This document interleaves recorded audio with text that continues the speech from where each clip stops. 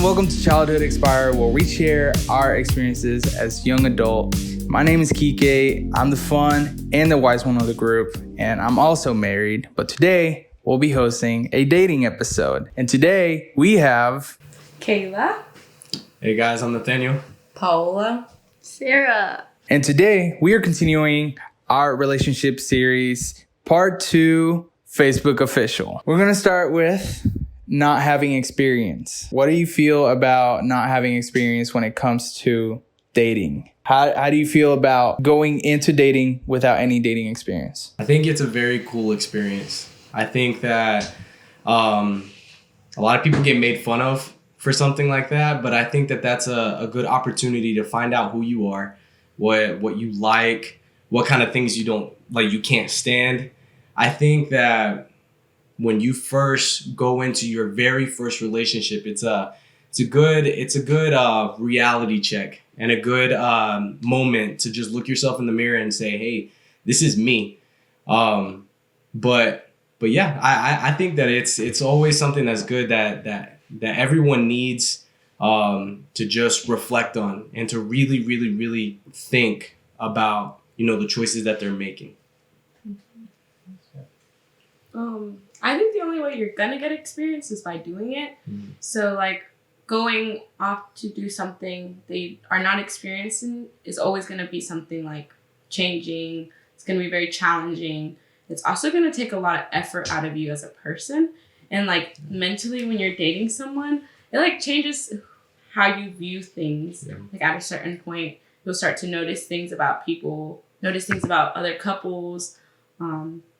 But going into dating without any experience can be really, really fun, but it can also be really, really hard depending on the person and who you choose to be your first encounter, I guess. Yeah. Yeah, I think it can be hard when you're going into dating without that experience. You tend to think about other people that you've seen in relationships and you depend on their example and what would they do in this situation? Yeah. I've seen them do this before. Should I do the same thing? Sometimes it's not a good thing because what they do can be bad.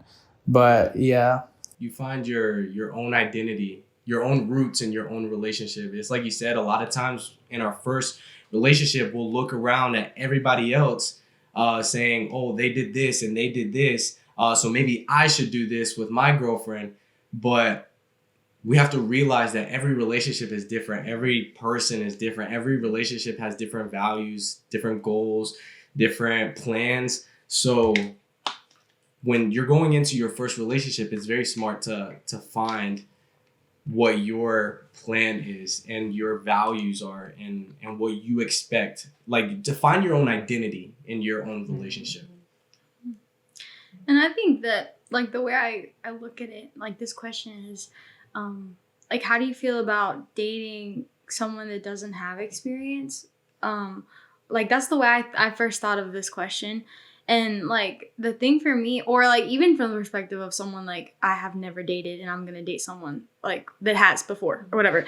I still think that at the end of the day, it doesn't matter how you feel. If you truly feel it's confirmation from God that you're supposed to be dating them, then why does the past or the present matter? If God said, you know what, I'll give you the green light, go ahead and date that person, then it's let's do it. It doesn't matter if they're the first person I've ever dated or if they have had 16 girlfriends. If God said that they're good to go, then I'm going to trust God. I'm just going to go for it. That's a good point. Yeah. You got anything? Yeah, I think going based on what Sarah said, you can, if you're going in without experience and you start dating someone and the patterns or their behavior, you don't like them, you be very scared of letting go of that person. You wouldn't know how to break off that relationship because you have never had that experience, you never experienced that before, and you can make yourself believe, oh no, this is the person I'm gonna be with for the rest of my life. If that behavior pattern won't change, you're gonna need somebody to guide you through it and help you let go of that relationship. Because with having no experience, you don't know what you're gonna experience. Yeah. So it's really crazy whenever you meet somebody and their behaviors are kind of like iffy, that you don't like the way they talk to you, but you stick with it because you think that's how you're supposed to be treated in a relationship. So I think that's a really good point. I think it's scary and fun at the same time. Like, you just have to, like, go for it because you have to get that experience and see what Nathaniel said, like, what you like, what you don't like, and find who you truly are. And I think that something that's really important, too, is know who you are before you start dating. Absolutely. Because, like, if it's your first time dating and you're still, like, growing to know who you are, and then you make this other person join you, you might change who you are completely and lose yourself. And then how about if you break up? You don't know who you are. And then you're lost and then you're heartbroken. So even if it's your first time or you've dated before and then you went through a breakup, like, always recalculate and figure out, okay, who am I? What are my values? What do I want in a relationship? And let me find someone who can, sympathize with me, or someone who can match me, or someone who has the same values. So just find out who you are first. So that does take us to our next point. After we figured out, okay, this is what I want. This is how I identify myself. This is how I truly feel. What defines dating and talking? Oh my gosh. Because now, like, nowadays, that those two things are different thing, and to everybody it means a different thing too. So, like, there's not a solid definition for that nowadays. And, like, I can give my definition for, like, older, whenever we were courting and whenever, like, we were still having our parents follow us into the like, them setting us dates for us. Like, talking would be basically the courting that was back then, and then dating would be whenever you're given, so, like, girlfriend, boyfriend, or you guys are, like, setting up to get married. So that's what my older modern, like, text definition is. But it's changed now. Yeah, I think that there's really no such thing as dating. I think that it's courting. Like she said, it's courting. You're either friends that are committed to each other, or you're courting, which is, if you don't know what courting means, it basically just means No. Actually, here's the point. You stole everything I was gonna say. I wrote it down.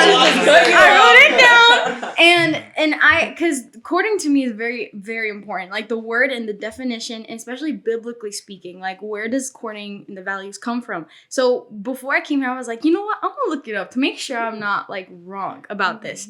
And I looked it up, and it legitimately means courting, or courtship. A courtship is you being with a prospect of marriage. Like, that's what it legit means. Spell courting, because I'm thinking like a cord, like a cable cord. It's COURTI. That makes a lot of sense. Yeah. And then, anyways, so it's you being committed to one person with the intentions of marrying them. Like, that's what the definition of courting is. So when you say what's talking versus what's dating, I agree with Kayla. Everyone has their own perspective.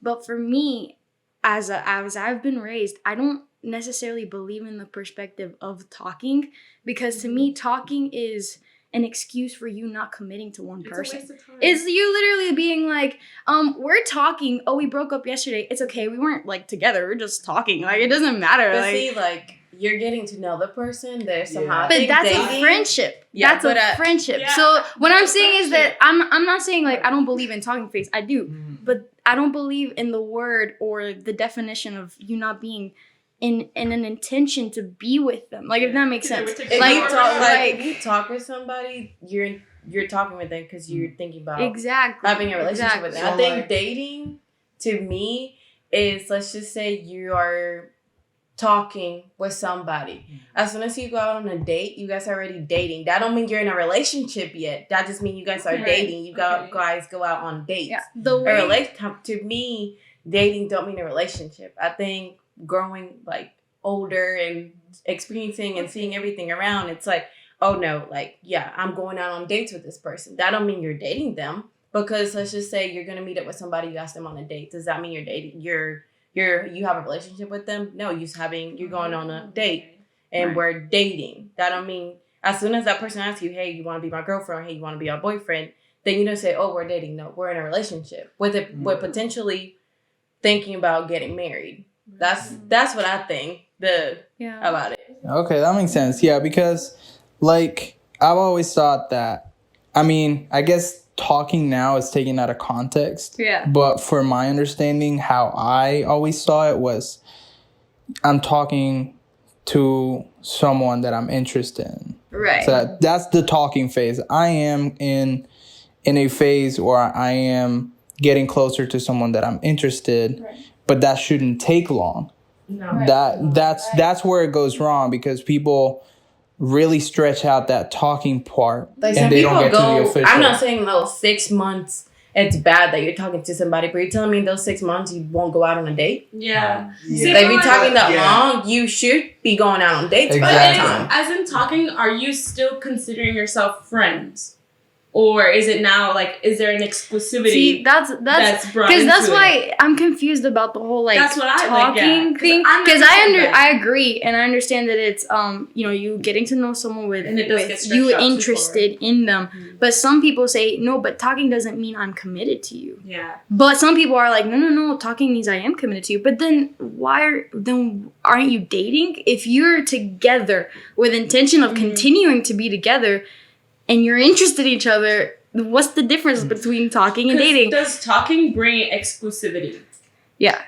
I think it does, because your friends and her friends or his friends should know that you have a certain interest to continue a relationship with that person. From friendship to a relationship, from talking to dating to a relationship, or from talking to a relationship. I sometimes I will say like I hate when people say no.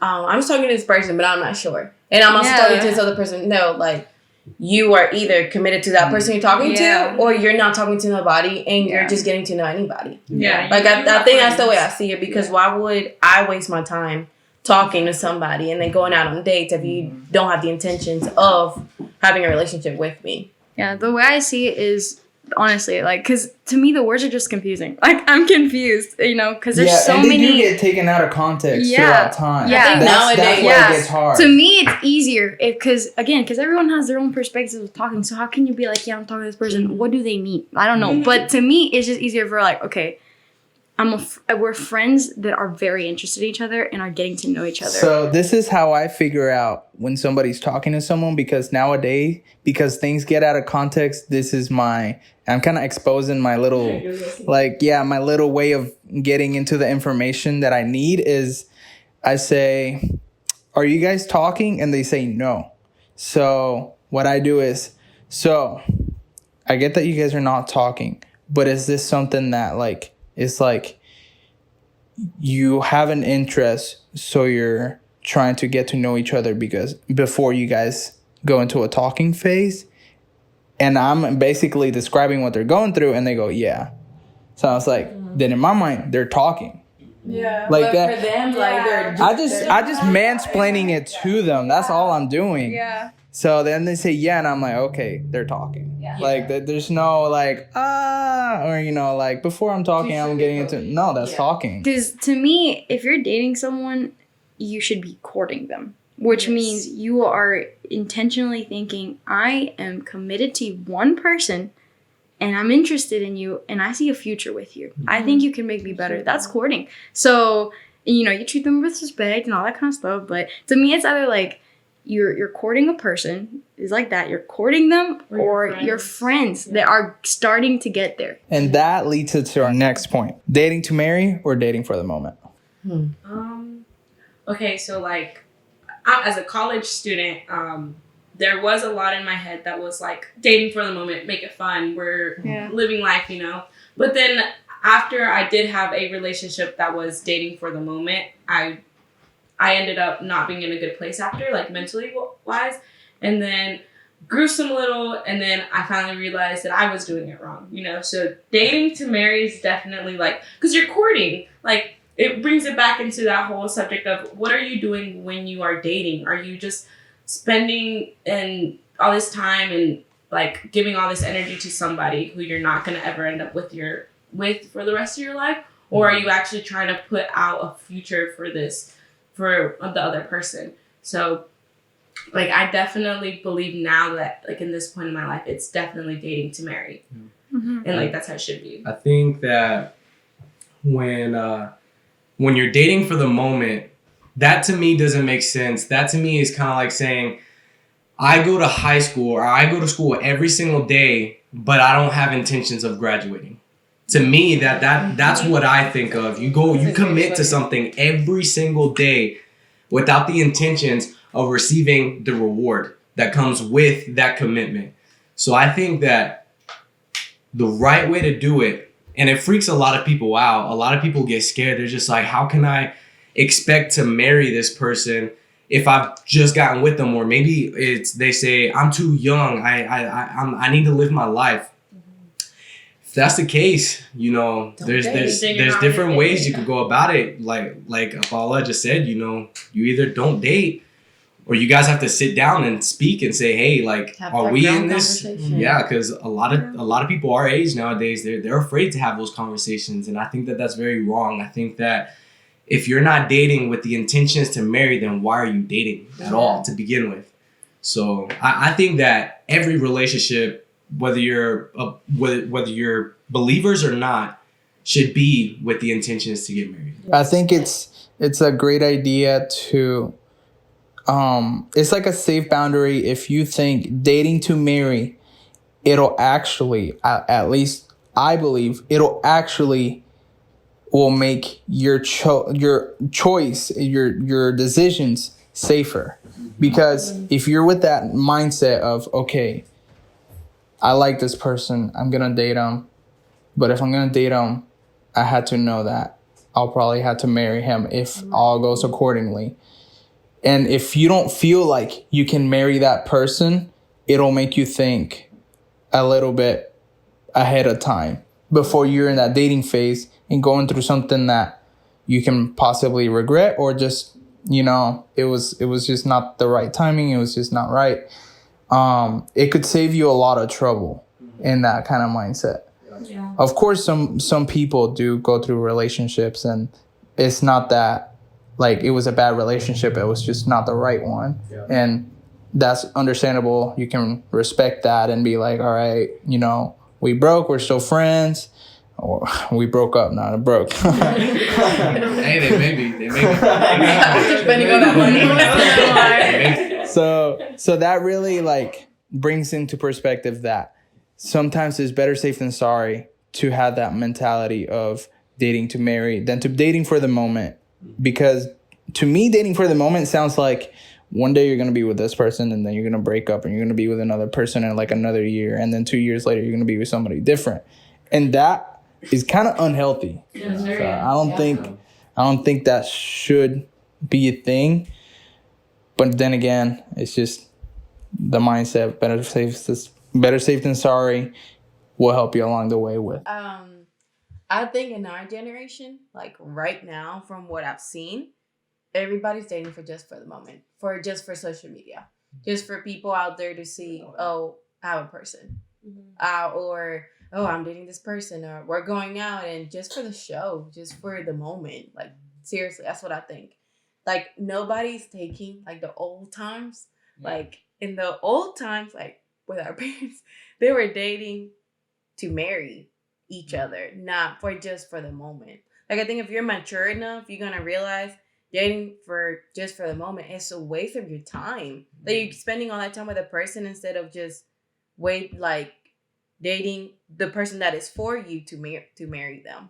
So to me, I'll date to marry, not just for the moment, because you're just wasting your time right there for no reason. Yeah, I mean, I was just thinking, like, I guess one of y'all can answer this real quick, but like, why do you work? Like, what do you go to work for? I work for the moment because I'm broke. Well, even if that's true, just for the moment, you still work because you want to gain something from it. Right. So, like, it doesn't matter why you work, even if you hate your job, like, you still want to gain something, whether it's money, whether it's experience, whether it's whatever it is, you need to gain something. And if you're just dating for the moment, like, honestly, what are you going to gain? Like, at the end of the day, you know it's going to end in a broken, bad mess. So what are you gaining from Unless it? that person is really bad, then yeah. Yeah, if it's just for the Yeah. moment, he's gonna be jumping from one person to the other. So that brings us to our next point, which is because we had to be careful, because we had to pay attention to those things. What are deal breakers? What are some good deal breakers? What do you think about when I say deal breakers? I'll go first. I got mine because I thought about this. I thought about this, and obviously we could all. I feel like there's the obvious answers like, oh, he's got to be a godly man, or like, oh, he's got to be loyal, or like he's got to be truthful. Duh, like obviously or she, But for me specifically, like one of the 3 deal breakers that I've thought about was one that I need you to know that my children are going to be raised in church. Like live in there. Like I don't want us to like for example, people are like Like the way you grew up. Sports, yeah. Mhm. like the sports are so important for children. Cool, but I It's like want them church to is be important for like children. I want them to be sleeping in there, like and find them like, oh We hey also guys. have a great iKids department. Yeah. Yeah. Yeah, but I gotta like raise my children in the church, like Samuel, like basically, or like Jesus, Another thing is God's voice / his permission. Like a big deal breaker is I'm not, even if I love you and you love me, I can't date you if God hasn't told me that I can date you. Like that's a deal breaker. I'm sorry. And another one is his fruits and his spiritual maturity. I'm not going to date someone who's a baby when I'm not a baby because you're going to bring me down. And I can't date you if it's like that.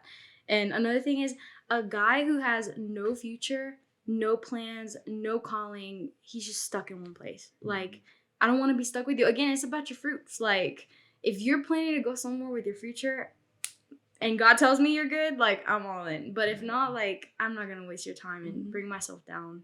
Yeah. What if, and I'm just bringing it in because I just thought about this, but what if that person is meant for you, but he doesn't have any of those that you just said?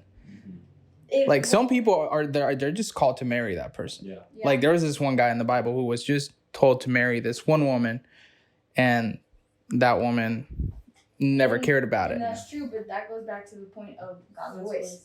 Because if he has nothing, if he has no future, and because all of us want, let's say all of us want a blonde-headed, tall guy, but then all of a sudden that doesn't come, then it's like, it's because of God's voice. So if he has no future, even though it's what I want, if that's not the case, if it's God's voice, then I'm gonna. Well, what about he doesn't have the future now, but with you? Right.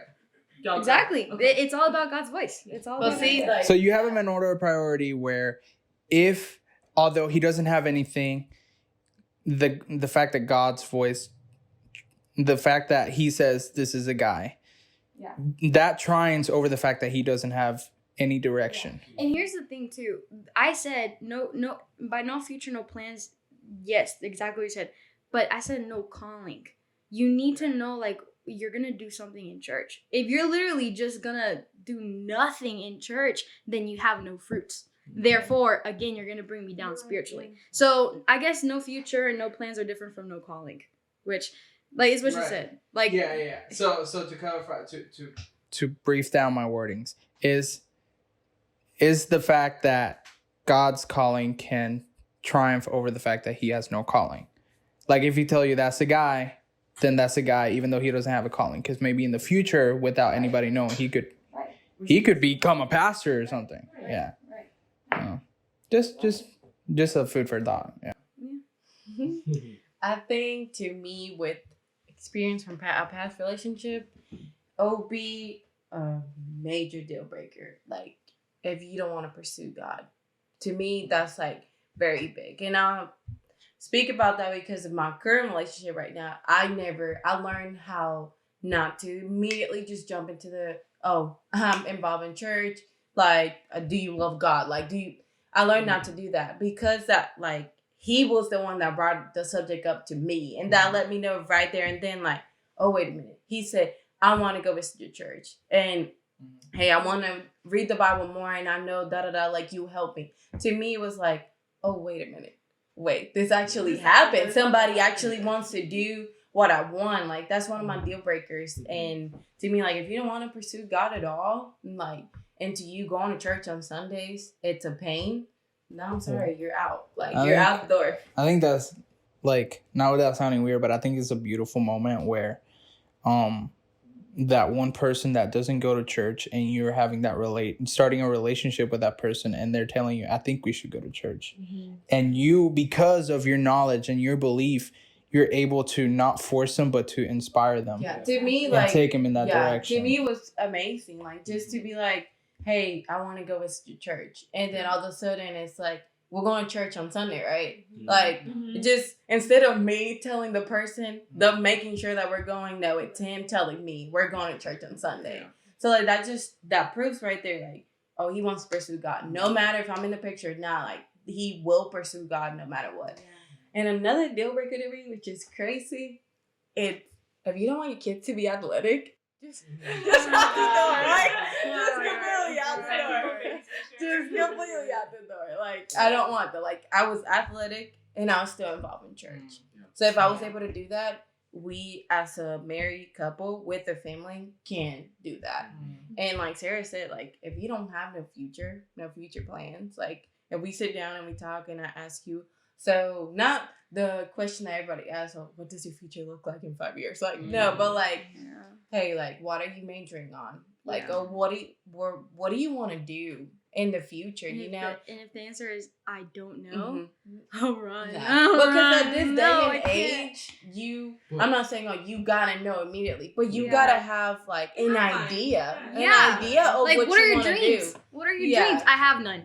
Because, that's a problem. Yeah. I remember my senior year, I had no idea what I was going to do. Oh, me either. I had no idea what I wanted to do. Actually, church. For me, it was just that I had too many dreams that I didn't know where to go. Yeah. And that happens. Like, that's where I'm at right now. But at least I'm thinking of, okay, I have this, now I figure out like where my heart's at. So, like, somebody like me in high school, I had no idea where I was going. I didn't even know if I was going to go to college after high school. I didn't know what I was going to do next.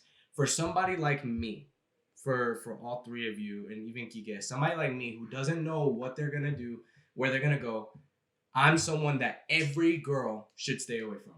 Is that what you're saying? Because I have no future. No, I'm not saying, no, that's not what I'm saying. I'm saying, okay, I'm 21. At this day and age, whoever my partner is or whoever I am talking to today should have an idea or should already be in school. Yeah. I'm not saying everybody, because let's just say, that person just works and just wants to work for the entire life. Okay, well, you have something you want to do. Yeah, exactly. Like that like that's your identity. Like that's what you want to do. You want to work. Okay, then that's not a deal breaker. That doesn't want to do anything. Like whenever, like I'll speak from a past experience. Whenever, I'm going to school, I'm going to college, I'm going to major in this, I'm going to play basketball. It was like, well, cool. I don't know what I'm doing. I don't know where I see myself in 5 years. I don't even think I want to do anything. Like having someone like that and me just being like, I want to do this, I want to do that. It brings you down. It's kind of like, am I being too much, or do I need to like bring it down a notch and be at their level, or it's just they're not at my level and this is not it. If they can't stoop up to your level, you should never go down to their level. So that's me. Like that's one of my deal breakers. That's one of my deal breakers right there. If they can't come up to my level, I will not be stepping down to their level. I do not put myself in those positions just because, like, I've grown so much. So why would I want to go back to the old ways that I used to have and not continue growing?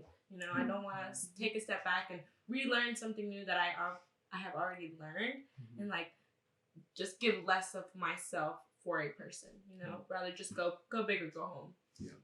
It's mainly like, everybody that I know gets married young or whatever. So like the pressure's on me being 21. It's like, oh, when is that gonna happen? Like, I'm like, we can be there, we're just not there, or we're just getting there. So to me, someone's like, if you meet somebody and you're 25 and that person just legit tells you, oh, I don't know what I'm doing. So that 25-year-old is just thinking, what are you going to provide to me? If we have a family, what are you going to provide to the family? So and again, just to be really quick, it all comes back around to the question you asked earlier. Like, I get that you didn't have plans when you were whatever fresh out of high school, but if you're gonna be with me, you should know that I'm courting you.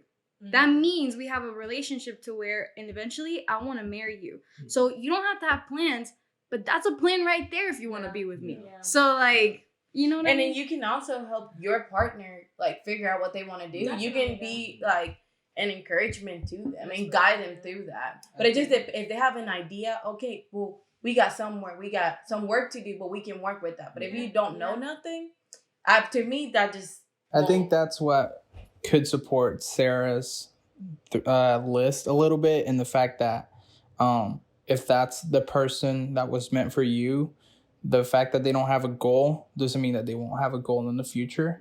Because after all, the Bible does say that we're all called to serve. So you do have a calling. At least know that. Exactly. Yeah. So it does support the fact a little bit of, you know, if you don't have any plans right now, at least know what you already have. Yeah. Yeah. Let's go to the more fun part, more about you and your experience. How long have you been on your relationship? Whoa. I mean, I don't know how long I've been married. Whoa. I was expecting already, like, I don't know why I was expecting that you guys would be like, boom, that's it. Like, this is how long we've been dating. Well, yeah. Yeah, just for fun, you know? just for the moment. Well, honestly, like, I was thinking about this question, and again, We we have talked had a about this, conversation yes, about yes. this. Like, we've had a whole conversation, because, again, some people have different definitions and so whatever. So it's like, how long have you been dating? Does that include, like, the talking stage? Or does that include... All right, so let's do this. All right, we're going to add those all up. All right, we're going to talk about, except for the friend with interest, because you haven't talked to that person yet. You haven't made that move. Right. Start from the point that you've made the move, and you guys are interested in each other. That you guys are talking. But yeah. And if you want, you can describe it. What I'm saying is, go from the moment that you guys know that you're interested, you started talking, and then you guys told each other that you like each other, and you guys started dating. I really gotta think. Like, to me, it was like in a month, he just straight up told me. But like for me, it took like 6 months to tell him that I liked them and that I wanted something. But you guys were talking. Like, we were getting to know each other. Mhm. So yeah, Exactly. yeah, we were friends. Like, do you count the friends that like each other and, like, our friends? Or I think that's the talking, point, but or the point. Okay. yeah. If we go based on that today, Dang. it'll be Yeah, that's- a whole that year. is That's But long. Since That's the long. day that he asked me to be his girlfriend, it's 7 months Okay. Yeah. to me. Yeah, from And how long have you guys been in a relationship? In a relationship, like Would be the when 7 he asked me, months. the 7 months. Oh, that's Yeah, he asked that's me in including it? November. Okay. Yeah, if we talk about the day that he asked me, hey Paula, will you want to be my girlfriend? That would be 7 months. Yeah, that's what I'm talking Yeah. about. All right. See, that's tough, bro. Because Okay, when This was is- the day that Yeah, he when asked was you the to day be he his, asked you? That's it, girlfriend? Yeah. And it became a oh, friend. okay. Yeah. Yeah, no, we've officially been together 9.5 months. Okay, there you Oh, go. Officially. okay. 9.5? Yeah. Was that like 9 months and 15 days? Yeah. Basically. She has to like all the way down to the 14 details. days. Okay. In like days. 3 minutes. And 46 seconds. He asked me out at And don't forget the 7:30. 32 milliseconds. And I've been with my boyfriend for 2 months. Okay. Well, it was a sweet little moment there. Yeah. Go It ahead. was Because, like, starting.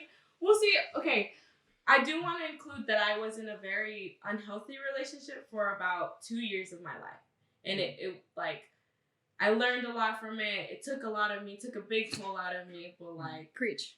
it was something very unhealthy, and it was not godly. I It feel was you not there. godly. I We all feel feel you. It was you. I not totally godly. understand. And so I don't took- feel you. I don't. Must be nice, huh? Must be nice, You know, huh? you were just like, love this girl, marry this Oh girl. my you know? gosh. Yeah. So like it was just unhealthy, and like I am at fault for stepping into that, even considering like I was told no multiple times. So then after that relationship, I took the 9 months. Like I was like, I need my self recovery. Like I need healthy. I need Kayla to get back into recovery. And then this guy, he's like, let's go to church together. And I'm like, whoa, I like you. Like let's go. And he invited me to a bunch of stuff. Like, he'll talk to me about his dreams and stuff, like things that never have happened to me in a relationship. And then that's when we started talking. We were talking for about 2 months before we started dating. So, but it was like a very on and off, because I was still trying to fast social media, not really be on social media as much, because I was still healing. And then we got like super serious for 1 month. We were, I guess, dating, because we were going out on dates. We were hanging out. He was meeting my family, all that stuff. And then he asked me to be his girlfriend. So like the 2 months we were dating, and then a month later he asked me to be his girlfriend. So I would consider those the 2 months. But right before that, I knew him. Nice. Yeah, like I feel like there's always like when you're dating, there's always that time before that you consider very important to your relationship, even though you can't count it because it's like it doesn't count. Yeah, but it's like, but that was significant to us. Like that was very significant to us. So like if I were to tell you all of that, like it's more than 9 months. But yeah, that's exactly what I would say. Like to me, like I got to know him as a friend. Yeah, and I was like, oh my gosh, like as a friend, I was just like, whoa, like if he's the way he was as a friend, I know he was trying to pursue me, but he was being very careful because I was also healing. Yeah. But like he, from day one, I still remember we laid everything out on the table. Yeah. And if we broke what we talk about, we will walk our separate ways. And it has never been like that. I think this is the healthiest relationship I've been. Yeah. Right. Which I say it hurts. It honestly hurts how society's like, the time that you spent with him as a friend that's significant to you means absolutely nothing. Yeah. Like, only the point to where you both agree, like, we're boyfriend and girlfriend. I get that, but don't take away that significance for me. Because, I mean, your lover's supposed to be your best friend. Yeah. You know? They're supposed to be your homie. Yeah. So, like, that's why that point right there. And you share a lot between that time. I think you share a lot of things. And you get to see, this person likes this. This person, they don't like their this. Values. Their values. This is their favorite food. That's not their favorite food. What's the main thing that they like doing? Because that's the point where you're like, okay, could I date you? And like, what are you falling in love with? You know, that is what you're looking at when you're being friends. Is like, oh, I really like this about this person, so I'm gonna carry that out into my future with them. You know. So. How long you been in your relationship, Nathaniel? No, just like it's been 9.5 months. 9.5 months. Okay. I just wanted to bring that up. All right. So that kind of does segue into our next point, which we're kind of already talking about. But how long is too long to date? 5 years. Yeah, 5 years. 5 years? Oh, they're putting it in years. And that's pushing it. To me, it would be 3. Yeah. To me, it will. I'll never change my mind. Yeah. It will always be 3. Okay. And thinking about, let's just say, my current relationship, because they're staying because they're school, I think 2.5, it's where I'm gonna draw the line. At 2.5, if you can get down on one knee and we can be engaged for 6 maybe or less, then no. That's good. That's good. The way I thought about it was not in years. Like, that's not very good. But it's good. Like, I like that and I agree. The way I thought about it was, like, 2 top things for me would be, number 1, when it becomes a really old, tired routine to where it's, like, you can barely even stand them. Like, just don't be with them. Like, just don't be with them. If at one point you lost that spark, and it's just not the same, and you don't like the little stuff, like, tired routine, like, that's too long. And number 2 would be when God's hand over you leaves you, when it's no longer there and you're not putting God in the center, it's been too long. I think one of the things that for me has also helped me I don't know if it might be a shocker to you guys, but I did have girls that like me back. So when I would talk with him, the reason why I didn't continue my relationship or like continue talking was because I prayed about it. And God was like, no. So I was like, hey, dude, I hope you're okay, but no. Yeah. So when I finally got to like the dating phase with Kathy was I didn't want it to be too long because I already had that mentality of dating to marry. So it was more about getting to know the person to make my mind, all right, I want to marry her. Yeah. And that helped me along with the process of how long should this take? Yeah. And for me, it ended up being a year because in about like the last 5 months, we were engaged. Yeah. So I strongly believe like every relationship's different. Like you can't just go based on like, to me, everybody asks me like, oh, hey, when you want to get married? Hey, we want to get married. And we had married couples like, you guys only been together for 7 months. Like you shouldn't feel that pressure. Yeah. And like we know, like it's not like we don't know, because if we didn't know, then we should not be together. But we know, but there's things that we want to have, like be financially stable. That's like one of the main things before we even decide on like, let's get married. Because to us, that's a big deal. Like to me, that is a pretty big deal. Yeah, and I agree, because when I was engaged to Kathy, when I proposed to her, we were already planning to engage, and I was deciding, okay, before I am engaged to you, before I propose to you, these are my goals. I want to be able to have a house. I want to be able to have insurance or whatever it is that I need to become an adult and provide. Yeah. Your family's got to provide. So that, of course, thanks to God's blessing, I was able to obtain those things so that I can propose to Kathy and then later on marriage. But a lot of people, or at least most, so people that I've seen have not been able to like afford those things. So they had this idea, dude, you're the one. Like, I'm meant to be with you, but I can't afford all these things. So if you're able to wait on me and like make sure that we can get through this, that I believe is understandable, but it can be hard, because we're talking, what if they never get to that? Like, you know, like. But that also will show you who the person truly is. Like if you guys get married and let's just say, like you financially, you guys hit rock bottom, will they still stay around? Will they still rock it out with you until you guys make it? Yeah.